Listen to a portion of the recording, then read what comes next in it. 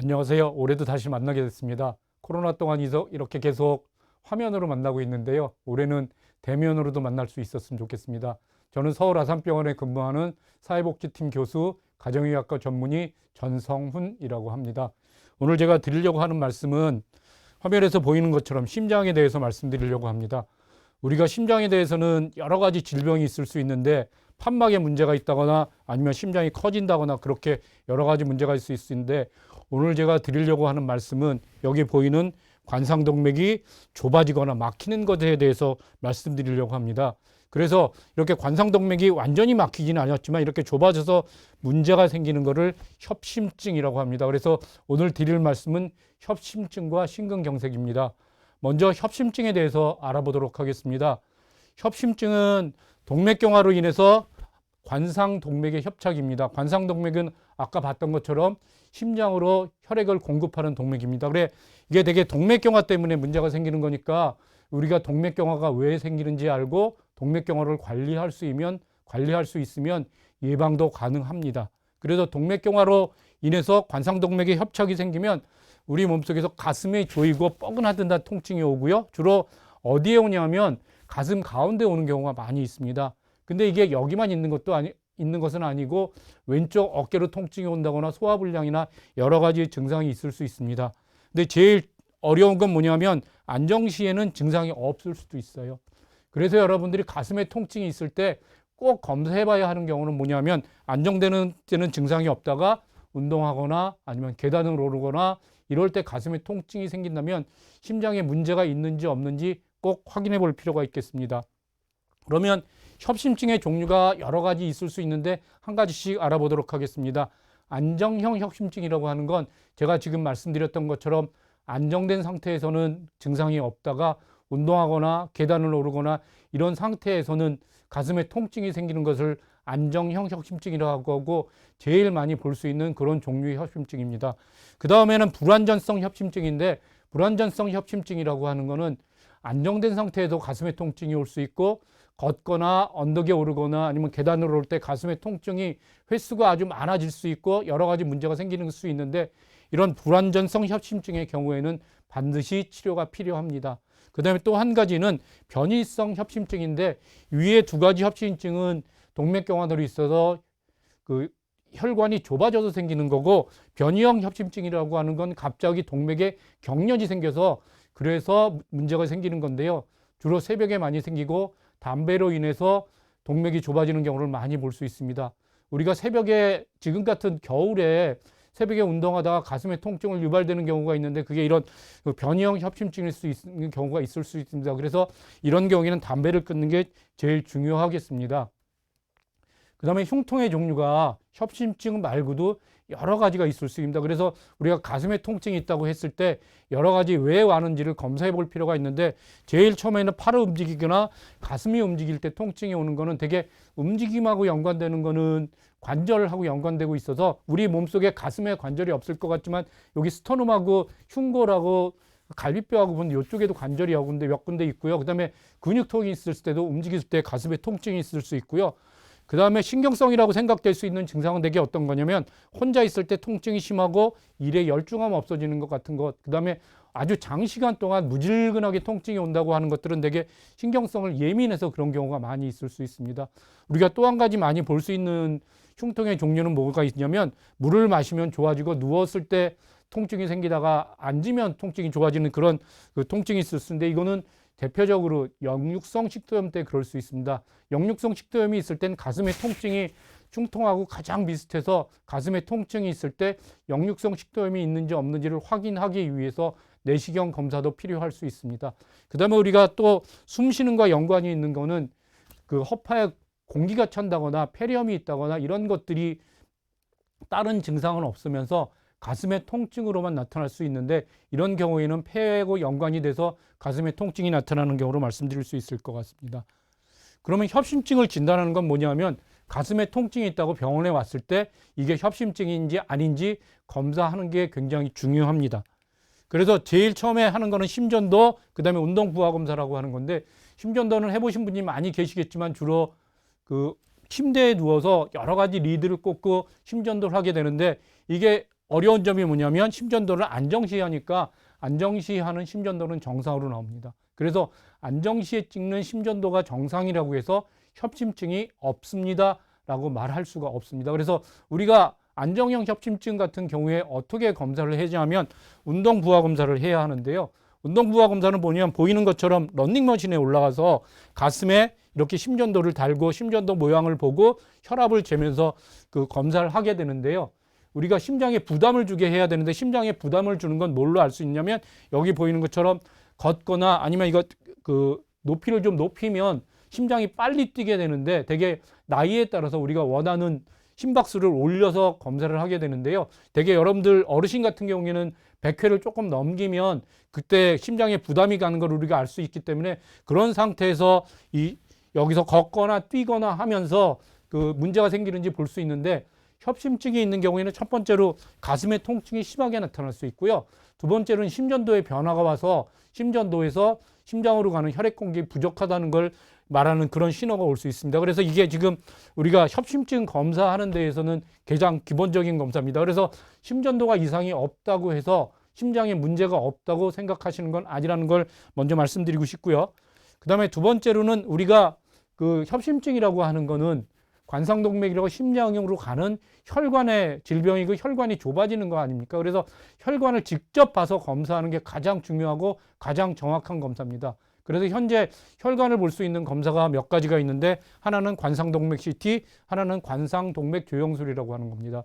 관상동맥 CT는 우리가 CT 일반 찍는 것처럼 똑같이 검사를 하고 거기 누워 있으면 컴퓨터가 우리 영상을 만들어 주는데 심장을 중심으로 해서 관상동맥을 볼 수 있도록 만들어줘서 우리가 그 여러 가지 이점이 있는데 첫 번째 이점은 뭐냐면 이 관상동맥 조영술이라고 하는 거는 사타구니나 아니면 이 손목에서 동맥을 뚫고 들어가서 직접 관상동맥까지 들어가서 관상동맥을 보는 건데 동맥을 뚫고 들어가야 되기 때문에 여러 가지 위험성이 있을 수 있습니다. 그래서 이거는 검사하고 나서 혈액을 막기 위해서 몇 시간 동안 움직이지 못한다거나 이런 어려움이 있는데 그거에 비해서 관상동맥 CT는 그냥 누워서 CT 하고 똑같이 검사할 수 있으니까 이 관상동맥 조영술을 CT를 하면서 많이 안 할 수 있게 됐습니다. 그래서 여러분들이 그 협심증이 진단이 있어서 간단하게 해본다고 하면 심전도, 운동부하 검사, 관상동맥 CT 정도 하시면 우리가 그 관상동맥 조영술을 해야 될지 안 해야 될지 판단할 수 있는 그런 정도까지는 검사할 수 있습니다. 그 다음에 필요한 건 뭐냐면 우리가 그 가슴에 통증이 있다고 했을 때 심장에 문제만 있는 게 아니라 폐에 문제가 생길 수도 있고 그 다음에 위에 문제가 내시경을 한 필요가 이유는 식도염이 생길 수 있기 때문에 흉부 방사선 촬영을 통해서 폐에 폐렴은 없는지 기흉은 없는지 확인해야 하고요. 그 다음에 가슴의 통증이 역류성 식도염하고 가장 비슷하게 나타나기 때문에 역류성 식도염이 없는지를 확인하기 위해서 위대지식경이 꼭 필요한 겁니다. 그래서 협심증을 진단하는 건 가슴의 통증을 왜 왔는지 검사하는 거고 이렇게 여러 가지 경우에 있을 수 있어서 이런 검사를 다 해야 합니다. 그 다음에 심장 때문에 동맥경화, 심장이 좁아지는 혈관이 좁아지는 건 주로 동맥경화 때문에 생기는 거거든요. 그럼 동맥경화라고 하는 게 무엇이냐 하면 우리가 그 심장으로 혈관이 좁아지고 나이가 먹는 거거든요, 실은. 그래서 나이가 들면 들수록 심장이 좁아지고 문제가 생기는 거기 때문에 이런 게 어떤 사람들한테 많이 생기냐면요. 동맥경화의 위험인자로 할 수 있는 게 나이가 들수록 많이 생기세요. 그 다음에 남자들한테 좀 더 많이 생기고 담배 피는 사람들한테 많이 생깁니다. 그래서 나이 먹는 건 어쩔 수 없잖아요. 우리가 관리할 수 없으니까. 그렇지만 담배 끊는 건 우리가 할 수 있으니까 담배를 끊는 게 1번으로 말씀드리고 싶은 치료 방법입니다. 그 다음에 남자들한테 좀 더 많이 생기는 것 같고요. 성별을 구별해서 보면 이 심장병은 주로 남자들한테 많이 생기고 여자들한테는 주로 뇌로 가는 뇌혈관이 막히는 그런 뇌졸중이 좀 더 많이 생기는 것 같기는 합니다. 그 다음에 드리고 싶은 말씀은 고혈압, 고지혈증, 당뇨를 가지고 계시다면 이걸 꼭 치료하는 게 굉장히 중요하고 잘 관리해야 합니다. 그중에서 고혈압은 120에 80 이하로 조절하는 게 중요하고요. 고지혈증은 여러 가지 단계가 있는데 협심증이 의심된다거나 협심증을 치료하게 되면 LDL 콜레스테롤이라고 하는 우리 몸속에 나쁜 콜레스테롤을 100 이하로 잘 조절하는 게 중요합니다. 그 다음에 당뇨는 당화혈색소라고 하는 거를 6.5% 이하로 조절을 하는 것이 굉장히 중요하다고 말씀드릴 수 있겠습니다. 그다음에 HDL이라고 하는 거는 콜레스테롤 중에서 우리 몸속에 좋은 콜레스테롤인데 이게 부족하면 동맥경화를 유발할 수 있는 위험 인자가 될 수 있고 이게 많으면 보호 효과가 있습니다. 그래서 HDL을 늘릴 수 있는 방법은 뭐냐면 운동을 열심히 하면 HDL을 늘릴 수도 있습니다. 그래서 우리가 운동을 열심히 하는 게 필요하다고 말씀드릴 수 있겠습니다. 그다음에 관상동맥 질환의 과정력은 뭐냐면 아까 말씀드린 협심증이나 그 심근경색 같은 게 우리 가족이 있는데 대개 50세 이전에 생겼던 가족이 우리 부모나 형제에 있다면 굉장히 위험한 인자가 될 수 있습니다. 그러면 우리가 동맥경화 위험 인자 중에서 우리가 관리할 수 있는 건 뭐냐 하면 흡연, 고혈압, 고지혈증, 당뇨, HDL 부족한 거는 우리가 관리할 수 있고 나이, 성별, 질환력은 가족력은 관리할 수 없으니까 이 지금 말씀드린 담배 끊는 것, 고혈압, 고지혈증, 당뇨 관리하고 그다음에 운동 열심히 하는 거를 권해 드릴 수 있겠습니다. 그래서 협심증의 기본 치료에 대해서 다시 한번 말씀드리면 담배를 끊는 게 여러 번 말씀드리지만 담배를 끊는 게 왜 중요하냐면 혈관이 좁아지게 만들기 때문에 담배 피는 것 때문에 그 협심증이 생길 수 있고 그것 때문에 여러 가지 문제가 생길 수 있으세요. 그래서 담배 끊으라고 하면 제일 먼저 생각하는 건 폐암 예방을 생각하지만 협심증이나 심장의 혈관에 있어서도 담배를 끊는 게 굉장히 중요하고 첫 번째로 실천해야 될 것입니다. 그 다음에 고혈압을 조절해서 혈압을 낮춰야 되는데 고혈압 얘기를 좀 해보자면 고혈압 치료를 하자고 하면 약을 평생 먹어야 되니까 가능하면 안 먹었으면 좋겠다고 하는 말씀을 많이 하시거든요. 그럼 혈압을 약 먹지 않고 조절하려고 한다면 제일 좋은 방법은 뭐냐면 제일 강력한 방법은 체중을 줄이는 건데 체중을 줄이는 게 과연 가능할까? 그 다음에 그거 얼마나 힘든지 여러분들 잘 아실 겁니다. 그래서 체중 줄이는 게 거의 불가능하다고 말씀드릴 수 있고 그 다음에 두 번째로 가능한 거는 싱겁게 먹는다고 하는 건데 싱겁게 먹는 것도 병원에 와서 우리가 치료식으로 먹는 저염식을 먹어본 분들은 아시겠지만 맛이 없어서 사실은 먹을 수가 없거든요. 근데 그 고혈압 약을 먹어야 되는 대부분들은 일상생활을 하는 사실은 건강한 분들이기 때문에 일상생활을 유지하면서 치료를 해야 되니까 차선책이긴 하지만 혈압약을 잘 먹는 것이 고혈압을 치료할 수 있는 방법입니다. 그 다음에 고혈압을 만약에 약을 먹게 되면 그 다음 단계에서는 어떤 어려움이 있냐면 조절이 잘 안 되는 게 문제가 될 수 있는데 조절이 잘 안 되는 고혈압은 어떻게 치료하냐면 첫 번째로 한 가지 약을 여러 개 많이 용량을 많이 해서 쓰게 되면 각 약에서 오는 부작용이 많이 생길 수도 있는데 거기서 의사들이 쓰는 방법은 뭐냐면 종류를 여러 가지를 쓰게 됩니다. 그래서 뭐 그 혈관에 작용한다거나 칼슘 채널 블로커를 쓴다거나 여러 가지를 작용하게 해서 혈압약 종류를 하나, 둘, 셋, 네 가지 정도까지 쓸 수 있는데 그걸 적은 용량을 믹스해서 쓰게 되면 잘 조절되지 않는 혈압도 대개는 잡을 수 있습니다. 그래서 혈압약 먹는 거 두려워하지 말고 혈압약 잘 먹는 게 고혈압을 치료하는 데 있어서 제일 좋은 방법입니다. 그 다음에 두 번째는 저지방식이를 통해서 혈중 콜레스테롤을 떨어뜨려야 됩니다. 저지방식이라고 하는 거는 중요한 게 뭐냐면 트랜스 지방하고 포화 지방산을 적게 먹는 게 제일 중요합니다. 근데 트랜스 지방하고 포화 지방산을 적게 먹기 위해서는 육류, 그다음에 닭껍질 뭐 이런 것들을 적게 먹는 것이 중요한데 근데 사실은 이것만 가지고는 콜레스테롤이 조절이 잘 안 되는 경우가 많거든요. 그러면 어떤 걸 먹어야 하냐? 스타틴 계통의 그 고지혈증을 치료할 수 있는 약을 잘 먹게 되면 고지혈증은 그 저지방식을 통해서 콜레스테롤 조절을 잘 할 수 있습니다. 특히 우리 몸속에 나쁜 콜레스테롤이라고 하는 LDL 콜레스테롤 스타틴 계통의 그 고지혈증 치료제를 잘 먹으면 잘 조절할 수 있습니다.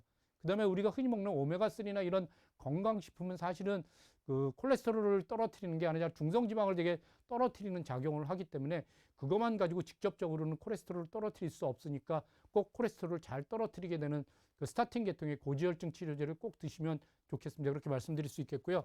그 다음에 당뇨의 철저한 관리가 제일 중요합니다.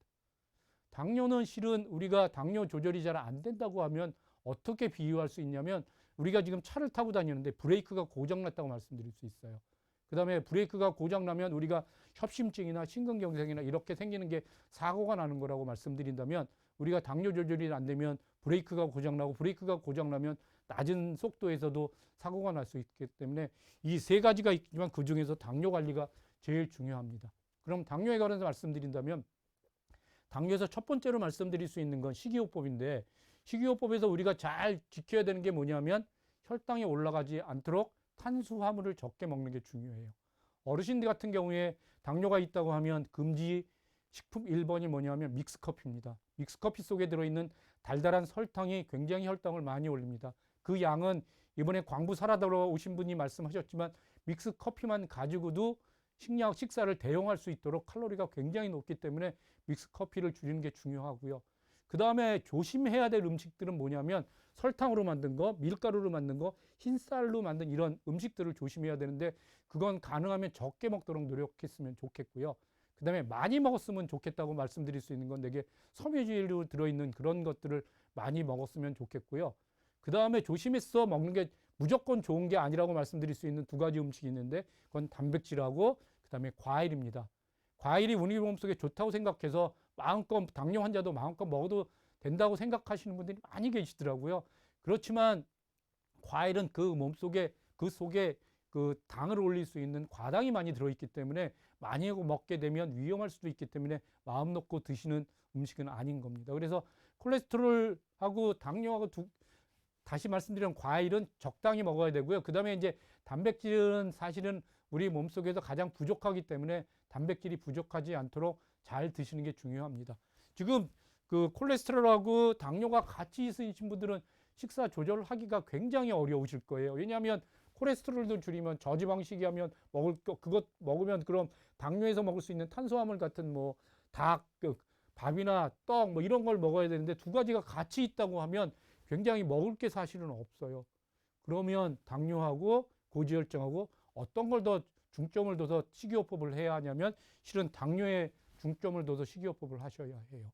탄수화물하고 그 콜레스테롤, 뭐 지방하고 비교해 보면 탄수화물이 많이 들어있는 당뇨 조절을 하기가 훨씬 어렵기 때문에 당뇨에 맞춰서 탄수화물을 적게 먹고 그 다음에 고지혈증은 적당히 먹도록 하고 그 다음에 조절이 잘 안 되면 콜레스테롤 떨어뜨리는 약을 조절을 하면 비교적 당뇨보다는 조절을 하기 쉽습니다.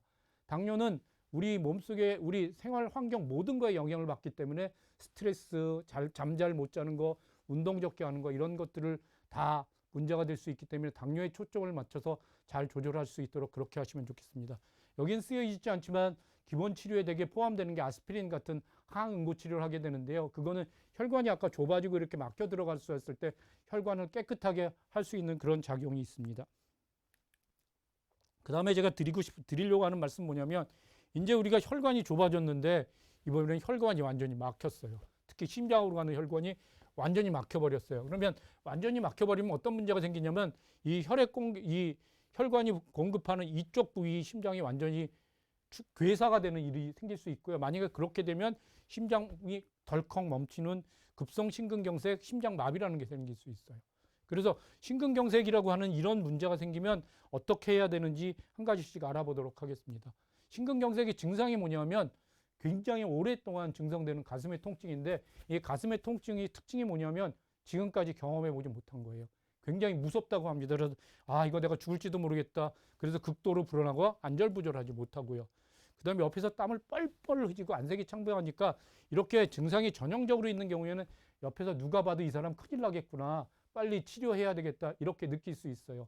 근데 어려운 점이 뭐냐면 당뇨나 여러분처럼 연령이 많으신 분들은 증상이 애매한 경우가 많이 있어요. 유명하신 분들의 몇 분은 그 심근경색이 있었는데 증상은 없었고 밤새 주무시다가 소화가 잘 안 되는 것 같은데 이거 내일 아침에 병원에 가야지 하고 하다가 주무시다가 돌아가시는 경우가 많이 있어서 여러분들 좀 이상하다 싶으면 연세가 드신 분들은 소화가 잘 안 된다거나 이런 어깨가 좀 아픈데 이상하다 느끼시면 검사를 해보셔야 될 필요가 있기는 합니다. 그래서 증상이 애매한 게 여러분들 당뇨하고 고령한테는 증상이 애매하다는 이런 어려움이 있을 수 있습니다. 그럼 내가 가슴의 통증이 이렇게 나타나면 어떻게 해야 되느냐? 이거는 무조건 119에 전화하는 겁니다. 119에 전화하면 어디서 심장을 뚫어줄 수 있는지 알려주거든요. 그래서 여러분들이 기다리거나 작은 의원, 약국, 한의원에 가면 안 됩니다. 여기서 우리가 해야 되는 게 뭐냐면 첫 번째로 진단을 해야 되는데 여기서는 심전도라고 하는 게 굉장히 유용한데 심전도에서 병원에서 급성 심근경색으로 진단을 받으면 30분 이내에 스텐트를 할 수 있도록 준비되어 있고 그렇게 할 수 있는지 없는지 따라서 이런 것들이 센터가 지정되어 있기 때문에 그렇게 하셔야 됩니다. 한번 제가 여러분들 그 북한산에 올라갔다가 가슴에 통증이 생겼어요. 그러면 119에 전화하면 헬기가 와요. 헬기 타고 어디로 가느냐?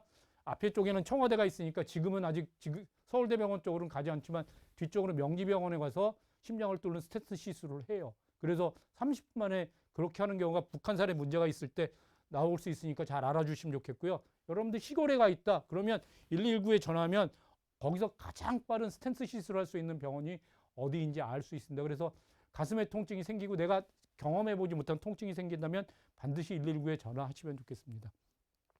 그 다음에 이제 스탠트 시술을 어떻게 하는지 모식적으로 한번 설명드려 보겠습니다.